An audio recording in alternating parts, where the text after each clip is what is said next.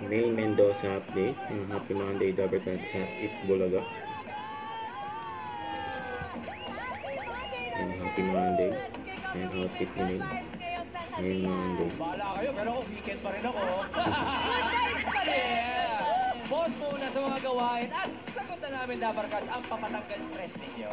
Thank you very much, Queens. Kaya mo yung posing ng mga Queens? Ayan, no? Nagalaw ng ulo eh. Ayan, nakulit mo yun.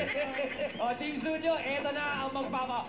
Bam-bam-didam-bam-bam-didam-bam ng inyong bulsa. Eto na ang... Pera. Ayan sila. Ayan May. Kasuman pangalan. Pag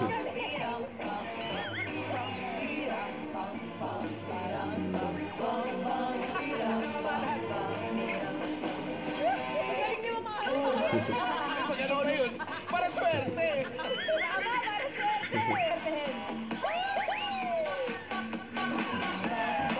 Two digits. Oy. Hindi pa tapos si May. Ilan yung anak mo? Aray. Wala lang. Ayan si May po. May 1 year old. Pili ka? Sinong gusto mo? Oh. 13.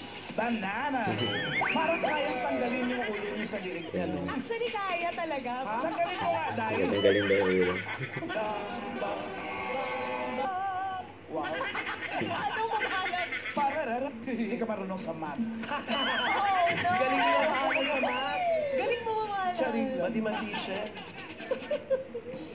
Pag mali ka naman, ang pera mo yung magiging... Yan. Ano pa kasi may sinagawa niya.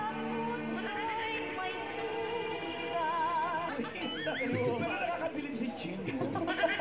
Ang taas niyong binirit mong yun. Sa Batangas at on the way na.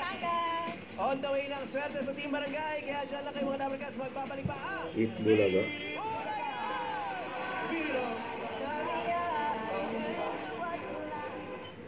Don't forget to subscribe, click the notification bell for more updates. This is Richard answering live. Stay tuned for more videos.